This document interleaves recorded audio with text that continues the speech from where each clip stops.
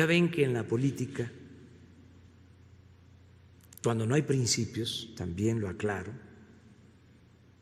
los amigos suelen ser de mentira y los enemigos de verdad. Entonces, cuando se tienen cargos importantes, suele pasar de que llegan muchos amigos, pero a la hora de las definiciones son pocos o también muchos los que demuestran que son amigos, que son compañeros de lucha, que son aliados. Donde hay más traición siempre es arriba, en la llamada clase política. El pueblo no traiciona. Bueno, eso es lo que yo tengo de experiencia. A mí quien me ha sacado a flote, quien me ha salvado siempre, ha sido el pueblo. Me han ayudado y han sido solidarios muchos de los que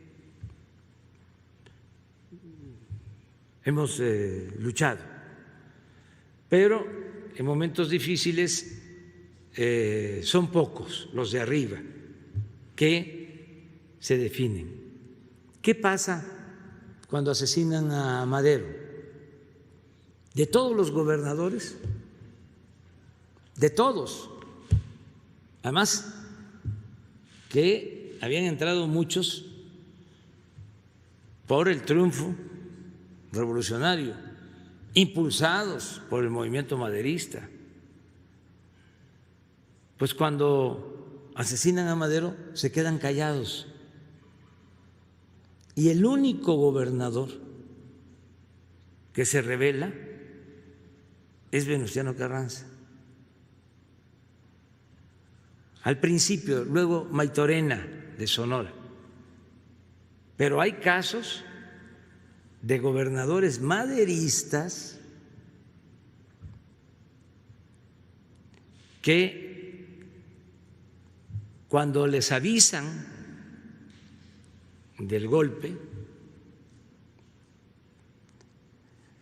mandan telegramas reconociendo a Huerta. Ya ni les digo también los reconocimientos de embajadas y de otros países. Pero bueno, Carranza dice no y pide permiso. El Congreso local de Coahuila le da el nombramiento de jefe de la insurrección para enfrentar a la dictadura huertista, al usurpador. Y ahí es donde surge el ejército actual. Él llama a la constitución del ejército revolucionario para enfrentar el ejército constitucionalista, porque lucha por el restablecimiento del orden legal. Ahí surge el actual ejército.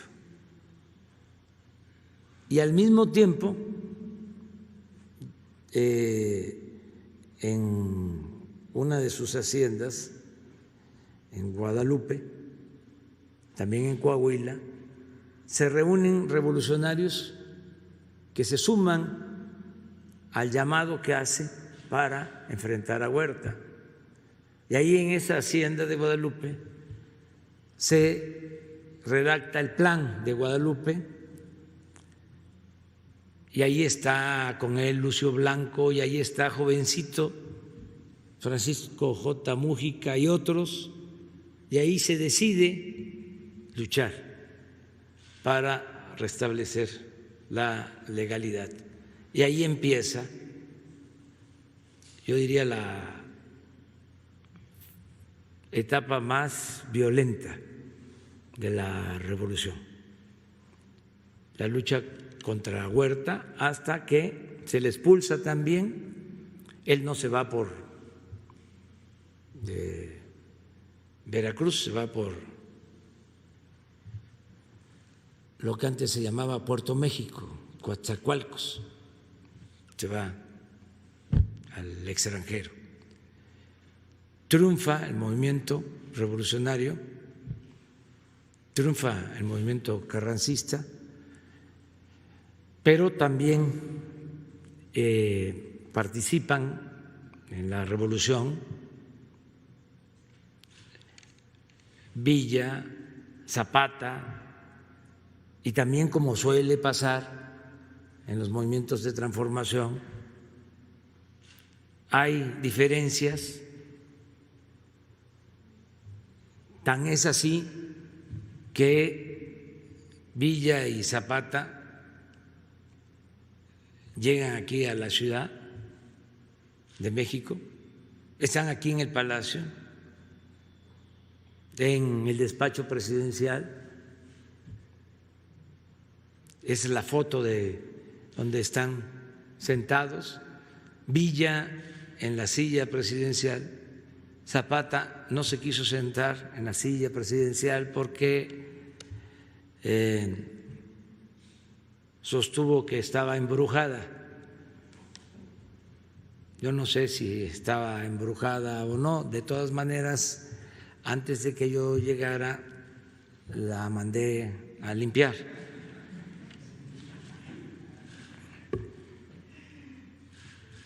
Entonces, cuando Villa y Zapata toman la Ciudad de México, Carranza se retira a Veracruz. Y es muy interesante porque por la presión que ejerce el movimiento zapatista, el villismo, don Venustiano aprueba la ley agraria del 6 de enero de 1915. Esto se hace en Veracruz, entregando la tierra a los campesinos. Es la ley para restituir las tierras a las comunidades indígenas, las tierras comunales que se les habían arrebatado durante el Porfiriato. Y así inicia el reparto agrario. Don Venustiano tiene todavía otras cosas muy importantes. Fíjense lo que es la historia. Nos quedamos con la idea cuando estudiamos de que la abolición de la esclavitud se llevó a cabo a partir de 1810, porque en efecto Miguel Hidalgo declaró abolida la esclavitud, pero fue una declaratoria, una proclama. Desgraciadamente, la esclavitud se mantuvo casi en todo el siglo XIX y es abolida en los hechos hasta 1914, 1915, 100 años después, cuando el presidente Carranza expide leyes para la liberación de los peones de las haciendas, peones acasillados que estaban esclavizados. Eso no hace mucho, Estamos hablando de 1915, hace 100 años. ¿Qué pasaba entonces? Yo escuché, me tocó, algunos que vivieron muy jovencitos en esa época y les contaban sus padres, que eran peones, que cuando llegaban los revolucionarios a las haciendas y les decían a los peones que ya eran libres, los peones, en vez de alegrarse, se ponían a llorar, porque no sabían qué era la libertad. En esas haciendas estaban enterrados sus tatarabuelos, sus bisabuelos, sus abuelos. Tuvo que pasar un tiempo para que esos peones libres actuaran como hombres libres. Fue un proceso.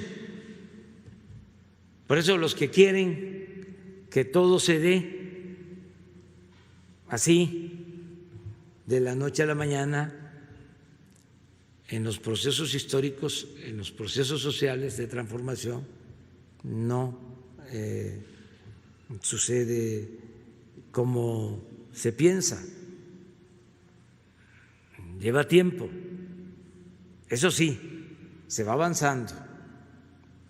Como ahora que estamos en un momento estelar de la historia por el nivel de conciencia ciudadana que se ha adquirido en México.